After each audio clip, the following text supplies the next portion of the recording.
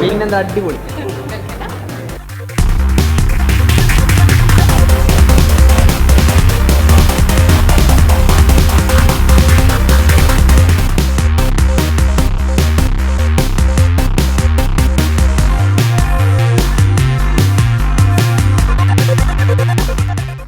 ഒരുപാട് സന്തോഷം തോന്നുന്ന നിമിഷങ്ങൾ. സാറിന്റെ 9 കഥകൾ, അതിൻ്റെ സമാഹാരം ചലച്ചിത്ര ഭാഷയിലൂടെ ഞാൻ പുറത്തു വന്നിരിക്കുകയാണ്. ഈ കഥകളും കഥാപാത്രങ്ങളെയൊക്കെ നമ്മൾ വായിച്ച് മനസ്സിലാക്കിയിട്ടുള്ളത്, ചിലതിനെ കാണുകയും ഒക്കെ ഉണ്ടായി. എന്നാൽ ഇന്ന് ഈ കഥകൾക്ക് പുതിയ ഭാഷ നൽകി നമുക്ക് അത് അനുഭവിക്കാനുള്ള ഒരു ഭാഗ്യമുണ്ടായിരിക്കുകയാണ്. അതൊരു വലിയ കാര്യമാണ്.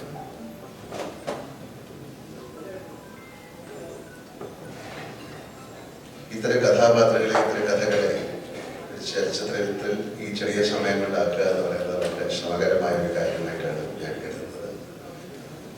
ഈ 9 കഥകളെ 8 സംവിധായകരാണ് സിനിമയിലേക്ക് കൊണ്ടുവന്നിരിക്കുന്നത്.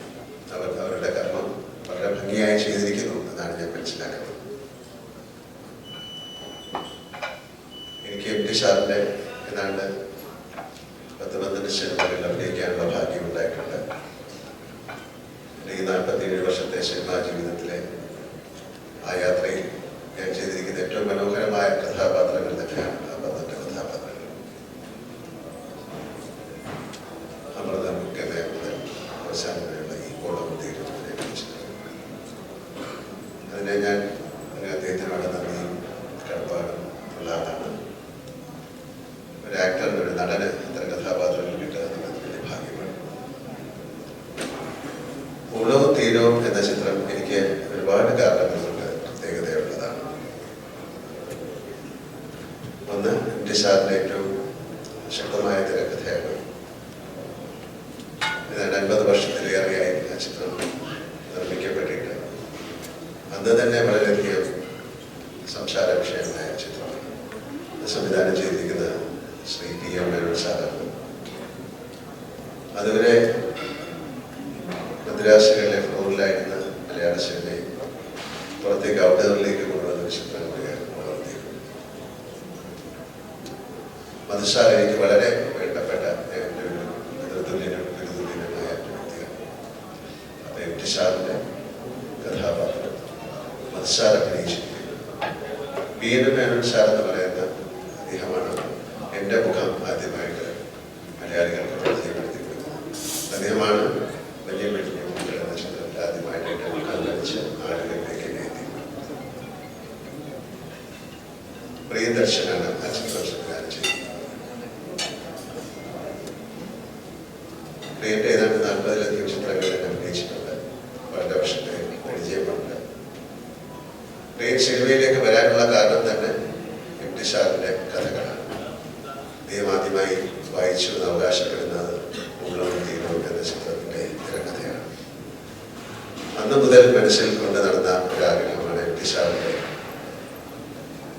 തിരക്കഥയിലൊരു ചലച്ചിത്രം നിർമ്മിക്കുക. ഒരുപാട് പ്രാവശ്യം ഞാൻ എം ടി സാറുമായിട്ട് ഇക്കാര്യം സംസാരിച്ചിട്ടുണ്ട്. പ്രിയനും ഞാനുമായിട്ട് സംസാരിച്ചിട്ടുണ്ട്. പല കാരണങ്ങൾ കൊണ്ട് അത് മാറിപ്പോയി. ഒരിക്കൽ ഏതാണ്ട് മദ്രാസിൽ അദ്ദേഹം വരികയും ഒരു സിനിമ ചെയ്യാനായിട്ട് തയ്യാറാകുകയും ചെയ്ത സമയത്താണ് ചില സൗകര്യങ്ങൾ കാരണം മാറിപ്പോയി. ഒരുപാട് പ്രാവശ്യം സാറിനോട് സംസാരിക്കുന്നത്. പക്ഷെ പ്രിയനെ ഈ സിനിമ ചെയ്യാൻ സാധിച്ചില്ല എന്ന് പറയുന്നത് എന്നെ സംബന്ധിച്ചിടത്തോളം വലിയ കാര്യമാണ്. കാര്യം ആ അദ്ദേഹത്തിൻ്റെ ആഗ്രഹത്തോടൊപ്പം ഒരുപാട് വർഷം സഞ്ചരിച്ചതാണ്. പിന്നെ എനിക്ക് ഏറ്റവും എൻ്റെ ഒരു സഹോദരനെ പോലെ ഞാൻ കാണുകയും ഒരുപക്ഷെ ഇന്ത്യ കണ്ട ഇന്നിപ്പം ലോകം മുഴുവൻ അംഗീകരിച്ചിരിക്കുന്ന സന്തോഷത്തിനാണ് ഷൂട്ട് ചെയ്തിരിക്കുന്നത്.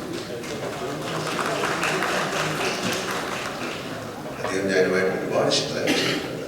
എൻ്റെ അവസാനത്തെ ചിത്രമാണ് ബറോസ് 3Dയുടെ ഛായാഗ്രാഹകനും അദ്ദേഹമാണ്. ഒരുപാട് കാരണങ്ങൾ കൊണ്ട് വളരെയധികം പ്രത്യേകതയുള്ള ഒരു സിനിമയാണ് എനിക്ക് ഉള്ളത് തീരം. അത് ഇന്ന് റിലീസാകുന്നു.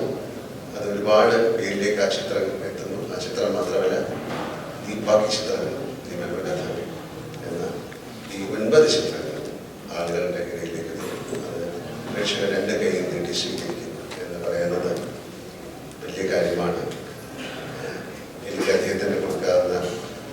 ദക്ഷിണയായിട്ട് ഞാൻ ഈ ചിത്രത്തെ കാണുന്നു. ഈ ചിത്രം ഞങ്ങൾ മധുസാറിനെ കൊണ്ട് കാണിക്കുകയുണ്ടായി. അദ്ദേഹം വളരെ സന്തോഷത്തോടെയാണ് ഈ ചിത്രം കണ്ടത്.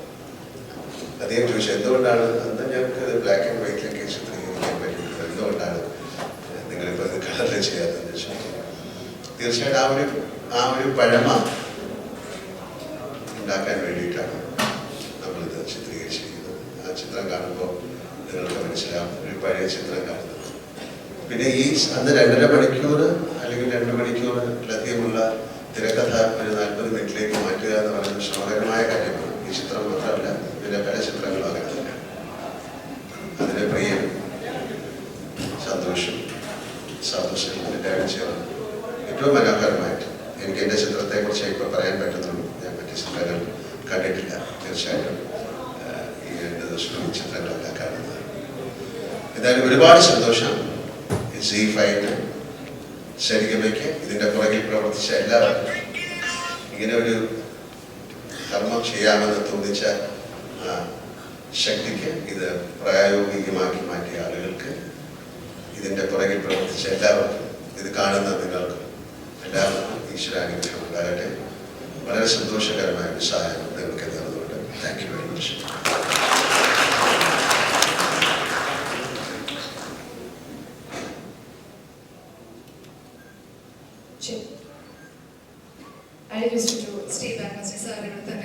സാറിനെ ജോയിൻ ചെയ്യാനായിട്ട് ഞാൻ കുറച്ച് പേര് വിളിക്കുന്നുണ്ട്. സോ നമ്മൾക്കറിയാം മനോരഥങ്ങളുടെ ഒരു വിജയാഘോഷമാണ് ഇന്ന്. അപ്പോ ഈ ഒരു വിജയാഘോഷത്തിന് അല്പം പൂർണ്ണത നൽകാൻ കുറച്ച് മധുരമാകാം. സോ നമുക്കൊരു കേക്ക് കട്ടിംഗ് ചടങ്ങുണ്ട്. ഈ ഒരു ചടങ്ങിലേക്ക് സാന്നിധ്യമാകാൻ ഞാൻ കുറച്ച് പേര് വേദിയിലേക്ക് ക്ഷണിക്കുകയാണ്. അപ്പം അവരും കൂടി ഒന്ന് വേദിയിൽ അവരുടെ സാന്നിധ്യം നൽകണം എന്ന് അഭ്യർത്ഥിക്കുന്നു.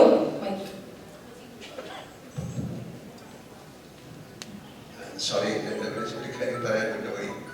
ഇതിൽ എൻ്റെ കൂടെ അഭിനയിച്ചിരിക്കുന്ന ദുർഗാകൃഷ്ണ, ഞാൻ പെട്ടെന്ന് അതുപോലെ ദുർഗാകൃഷ്ണയുടെ അമ്മയെ അഭിനയിച്ചിരിക്കുന്നത് ഏറ്റവും വളരെ ശക്തമായ കഥാപാത്രങ്ങൾ ചെയ്തിരിക്കുന്നത് ഹരീഷ്. പിന്നെ ഈ ചിത്രത്തിൽ ഞങ്ങളുടെ കൂടെ അഭിനയിച്ചിട്ടൊക്കെ ഞങ്ങളുടെയൊക്കെ ഏറ്റവും വേണ്ടപ്പെട്ട ആളായി നമ്മളൊക്കെ വിട്ടുപോയ മമ്മൂക്കയൊക്കെ ഈ സമയത്ത് ഞാൻ നന്ദി പൂർവ്വം എന്താ പറയണ്ടേ, സ്മരിക്കാൻ പറ്റില്ല. Thank you very much for this fantastic occasion. Actually, I'm very happy because എനിക്ക് ആദ്യമേ ഇംഗ്ലീഷിനെ പരിചയപ്പെട്ടത് പെരുന്തച്ചൻ. അത് കഴിഞ്ഞിട്ട് ഈ ഫിലിം ഓഫ് കോഴ്സ് മലയാള സിനിമയിലുള്ള എല്ലാ ടാലൻറ്റും, most interesting talent has got together to pay a really good tribute to him. And thanks ZEE for making sure it is publicized well and promoted well. So a big thanks to all of you.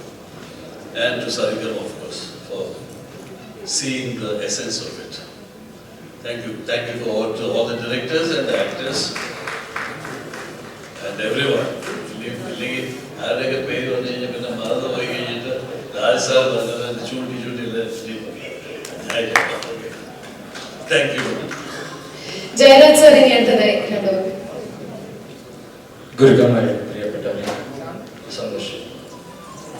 എൻ്റെ ജീവിതത്തിലെ ഏറ്റവും പ്രധാനപ്പെട്ട ഒരു മുഹൂർത്തമാണ്.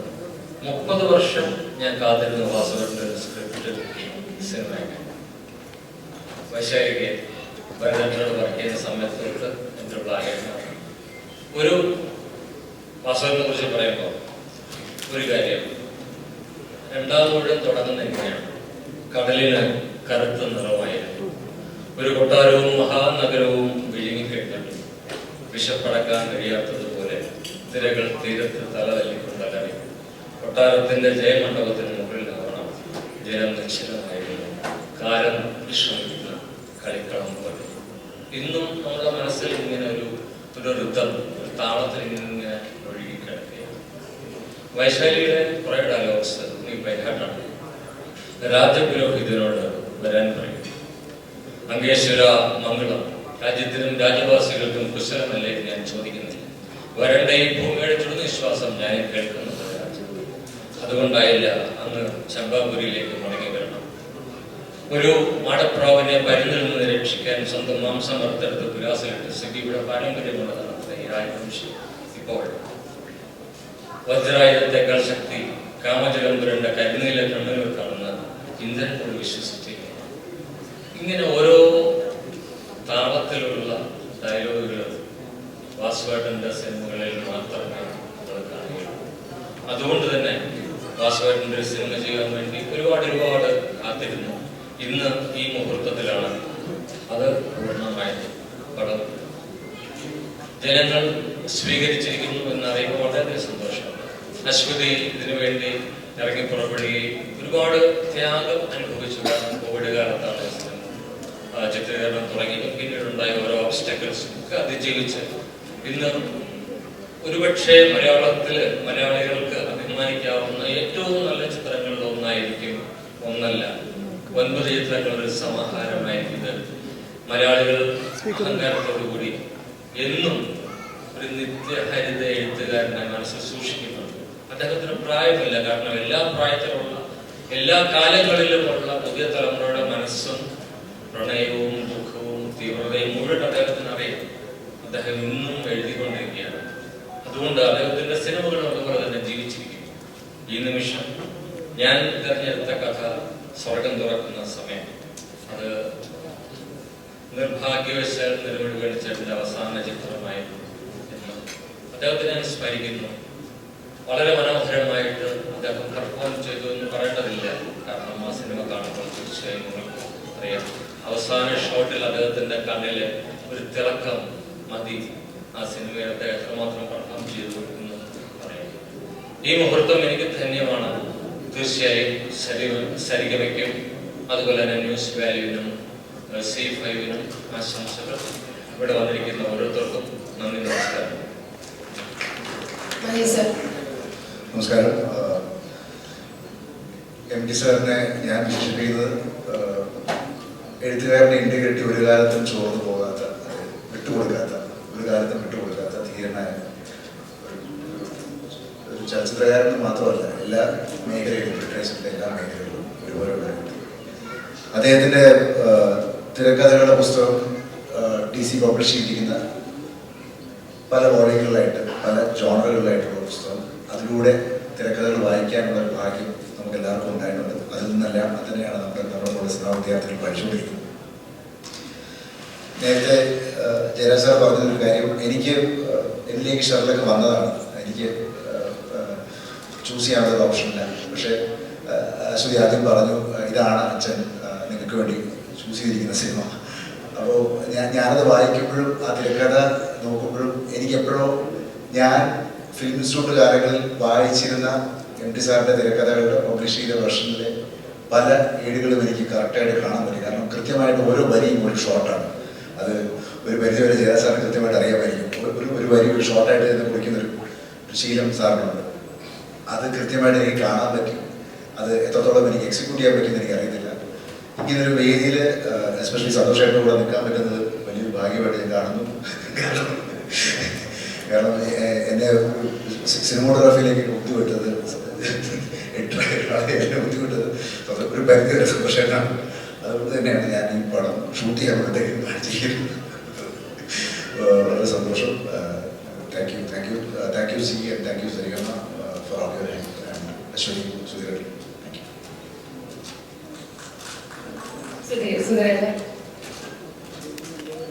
നമസ്കാരം. എന്നെ സംബന്ധിച്ചിടത്തോളം ഞാൻ എൻ്റെ പിതൃതുല്യം സ്നേഹിക്കുന്ന, ഒരു തുല്യം ബഹുമാനിക്കുന്ന MT സാറിനുള്ള എൻ്റെ ഒരു എളിയ ദക്ഷിണയായിട്ടാണ് ഈ പ്രൊജക്റ്റിനെ കാണുന്നത്. 2 വാക്ക് മാത്രമേ ഞാൻ പറയുന്നുള്ളൂ. ഏകദേശം 2000-ഓളം കലാകാരന്മാരും ടെക്നീഷ്യൻസും ഈ പ്രൊജക്റ്റിൽ ഉണ്ടായിട്ടുണ്ട്.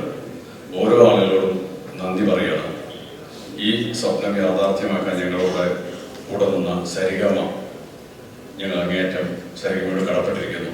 ഓരോ വ്യക്തികളോടും ഈ പ്രൊജക്ടിന്റെ തുടക്കം മുതൽ ഈ നിമിഷം വരെ ലാൽ സാർ ഞങ്ങളെ ചേർത്ത് പിടിച്ചുകൊണ്ട് ഞങ്ങളോടൊപ്പം ഉണ്ടായിരുന്നു. അദ്ദേഹം അടക്കമുള്ള ഒരുപാട് കലാകാരന്മാരുടെ ഒരു സമർപ്പണം കൊണ്ട് മാത്രമാണ് ഇത്രയും വലിയൊരു പ്രൊജക്റ്റ് സരിഗമയ്ക്കും ന്യൂസ് വാല്യൂവിനും ചെയ്യാൻ സാധിച്ചത്. സി ഇത് ടെലികാസ്റ്റ് ചെയ്യുന്ന സിക്ക് കൂടി ഞങ്ങളുടെ നന്ദി രേഖപ്പെടുത്തുന്നു. അശ്വതി വി നായർ. സന്തോഷേട്ടന് ആദരം നൽകുകയാണ്. മനോരഥങ്ങളുടെ കുടുംബത്തിൻ്റെ പേരിലുള്ള ആദരവായിരുന്നു അത്. കഴിഞ്ഞ തവണ തന്നെ ചെയ്യണം എന്ന് എൻ്റെ മനസ്സിലുണ്ടായിരുന്നു. അത് ഇന്നാണ് സാർത്ഥകമായത്. താങ്ക് യു സന്തോഷേട്ട, കൺഗ്രാറ്റുലേഷൻസ്. And thank you. എല്ലാവർക്കും നമസ്കാരം. ഈ ഒരു പ്രൊജക്റ്റിൻ്റെ ബിഗിനിങ് സ്റ്റേജിൽ ഞാൻ ഏറ്റവും പ്രത്യേക സാഹചര്യത്തിൽ ഇൻവോൾവാകാൻ സാധിച്ചിരുന്നു. അന്ന് തന്നെ ഇതൊരു ഗംഭീര സംഭവമായി മാറുമെന്ന് എനിക്ക് ഉറപ്പുണ്ടായിരുന്നു. തീർച്ചയായിട്ടും അത് ഗംഭീര സംഭവമായി മാറിയിരിക്കുകയാണ്. ഞാൻ ആക്ച്വലി രാവിലെ 3 ഫിലിം കാണാൻ വേണ്ടി പ്രൊമോഷൻ്റെ ഭാഗമായിട്ട് ഞാൻ പോരേണ്ടതും പിന്നെ പോയിട്ട് ബാക്കി തീർച്ചയായിട്ടും കാണുന്നതാണ്. എന്നെ സംബന്ധിച്ചിടത്തോളം ഒരു വലിയ കാര്യമാണ്. ഞാനൊക്കെ സിനിമയിലേക്ക് വരാൻ ആഗ്രഹിച്ചിരുന്ന സമയത്ത് സിനിമയ്ക്ക് വരുന്നതിന് മുമ്പ് നമ്മുടെ മനസ്സിലുള്ള കഥകൾ ഒരു തിരക്കഥയാക്കി സ്ക്രിപ്റ്റാക്കി മാറ്റാൻ ശ്രമിച്ചിട്ടുണ്ട്. അപ്പം എങ്ങനെയാണ് സിനിമയിൽ വർക്ക് ചെയ്ത എക്സ്പീരിയൻസ് എങ്ങനെയാണ് പണിതാകുന്ന സമയത്ത് സാറിൻ്റെ പുസ്തകരൂപത്തിലാക്കിയ സ്ക്രിപ്റ്റുകൾ വായിച്ച് അതിൽ നിന്നാണ് സത്യം പറഞ്ഞാൽ ഞാൻ സ്ക്രിപ്റ്റ് റൈറ്റിംഗ് മനസ്സിലാക്കിയത്. ഫസ്റ്റ് ഞാൻ സ്ക്രിപ്റ്റ് സാറിൻ്റെ വായിച്ചാൽ അതിൻ്റെ പാറ്റേൺ എങ്ങനെയാണ് മനസ്സിലാക്കിയത്. അപ്പോൾ ഞങ്ങൾക്കൊക്കെ ഒരു പാഠപുസ്തകമായി തീർച്ചയായിട്ടും ഈ അവസരത്തിലുള്ള ഭാഗ്യമായിട്ട് കഴിയും. സംഘാടകർക്ക് എല്ലാവിധ നന്ദിയുമാണ്. Especially companies. Thank you so much.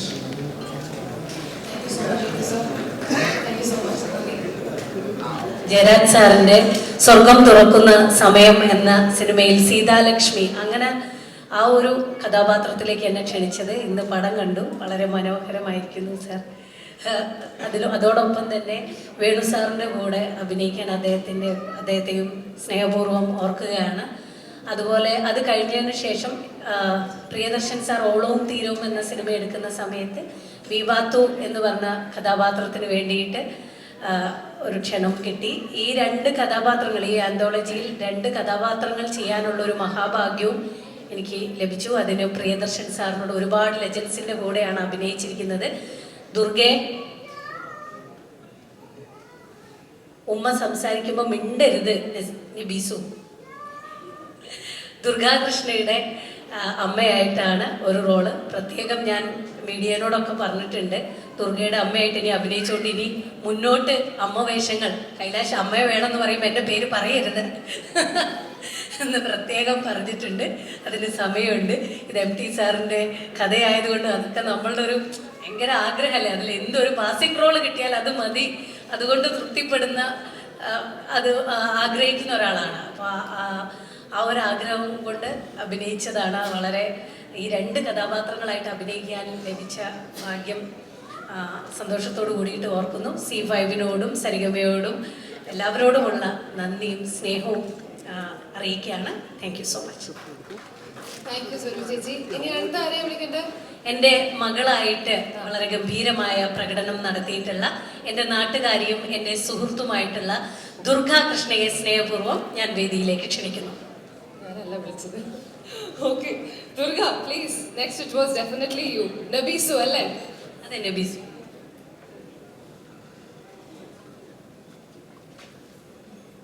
ഉമ്മ വിളിച്ചാൽ പിന്നെ സ്റ്റേജിലേക്ക് വരാണ്ട് നിൽക്കാൻ പറ്റൂല. ഭയങ്കര സ്ട്രിക്റ്റ് ആയിട്ടുള്ളൊരു ഉമ്മയാണ്. എല്ലാവർക്കും നമസ്കാരം. ഈ എന്താ പറയുക, ഇപ്പം എൻ്റെ ഒരു വലിയ ഭാഗ്യമായിട്ടാണ് ഞാൻ ഈ ഒരു ഓപ്പർച്യൂണിറ്റി കാണുന്നത്. അതിന് ആദ്യം തന്നെ സുധീരേട്ടനായിരുന്നു ഈ ഒരു നബീസു എന്ന് പറഞ്ഞൊരു ക്യാരക്ടർ ഓളവും തീരത്തിലേക്ക് ക്ഷണിക്കുന്നത്. ഫസ്റ്റ് സുധീരേട്ടനായിരുന്നു. അപ്പം സുധീരേട്ടനോട് ആദ്യം തന്നെ നന്ദി പറയാണ്. അതുപോലെ ഇപ്പം ലാലേട്ടൻ പോയി, ലാലേട്ടൻ, MT സാർ, അശ്വതി ചേച്ചി കാണുന്നില്ല ചേച്ചി Priyadarshan sir, Santhosh Sivan sir, Sabu Cyril sir, എല്ലാവരോടും ഈ ഒരു ടീമിൻ്റെ ഭാഗമാവാൻ പറ്റിയത് തന്നെ വലിയ ഭാഗ്യമായിട്ട് കാണുന്നു. അപ്പം Z5-നോടൊക്കെ വലിയ താങ്ക്സ്. അതുപോലെ സരിഗമ, ന്യൂസ് വാല്യൂ എല്ലാവരോടും ഒരുപാട് നന്ദി. വിളിക്കാനുണ്ടോ?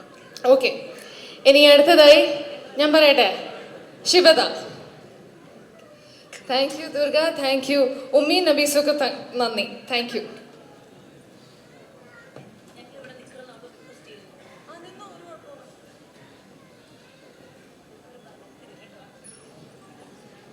ശ്രീ ഗുരുഭ്യോ നമഃ. എല്ലാവർക്കും നമസ്കാരം. ഈ വേദിയിൽ ഇവിടെ നിൽക്കാൻ സാധിച്ചതിൽ ഒരുപാട് സന്തോഷം. കാരണം ഒരുപാട് ആഗ്രഹിച്ചിരുന്നതാണ്. കാരണം ഞാൻ ആദ്യമായിട്ട് MT സാറിനെ കാണുന്നത് നീലതാമരയുടെ ഓഡിഷൻ കൊടുത്ത സമയത്താണ്. അന്ന് കിട്ടിയില്ല. പിന്നെ ഇപ്പോൾ വർക്ക് ചെയ്യുമെന്ന് വിചാരിച്ചുകൊണ്ടിരുന്നപ്പോഴാണ് സുധീരേട്ടൻ ഇങ്ങനത്തെ ഒരു പടത്തിനെ കുറിച്ച് പറഞ്ഞ് എന്നെ വിളിക്കുന്നത്. ഒരുപാട് സന്തോഷം തോന്നി. കാരണം ഞാനിപ്പോൾ ഇതിൽ ചെയ്തത് പ്രിയൻ സാറ് ഡയറക്റ്റ് ചെയ്ത ശിലാലിഖിതം. അതിൽ ബിജുചേട്ടൻ്റെ കൂടിയാണ്. കുറച്ചേ ഉള്ളൂ, എനിക്ക് തോന്നുന്നു ഒരു ഒറ്റ സീൻ അത്രയേ ഉള്ളൂ. പക്ഷെ എങ്കിലും ഞാനത് ഭാഗ്യമായിട്ട് കരുതി ഞാൻ എത്തി. കാരണം ഒരുപാട് സന്തോഷം. ഇത്രയും വലിയ ലെജൻഡറി ആയിട്ടുള്ള സാറിന് കൂടെ വർക്ക് ചെയ്യാൻ പറ്റി. സാറിന് അപ്പോഴും കണ്ടില്ല. പിന്നെ സാറിനെ കാണുന്നത് അശ്വത ചേച്ചിയായിട്ട് കോർഡിനേറ്റ് ചെയ്ത് മോൾക്ക് സാറാണ് എഴുത്തിനിരുത്തിയത്. അപ്പം അത് വളരെ ഒരു ഭാഗ്യമായിട്ട് തോന്നി. ഈ പടം ചെയ്തുകൊണ്ട് മാത്രമായിരിക്കും ചിലപ്പോൾ മോൾക്ക് ആ ഒരു ഭാഗ്യം കിട്ടിയെന്ന് വിചാരിക്കണം. ഇത്രയും കുറേ നല്ല നല്ല ഡയറക്ടേഴ്സ്, ഇത്രയും നല്ല ലെജൻഡറി ആയിട്ട് ഒത്തിരി ആക്ടേഴ്സ്, ഈ ഒരു നല്ലൊരു സിനിമയുടെ ഒരു ചെറിയൊരു ഭാഗമാകാൻ കഴിഞ്ഞത് എൻ്റെ ഭാഗ്യമായിട്ട് കരുതാണ്. Thank you so much. അപ്പോൾ താങ്ക് യു മഹിളാ സമാജം, താങ്ക് യു 3 പേരോടും നന്ദി. ശിവദ, ദുർഗ, സുർഭി,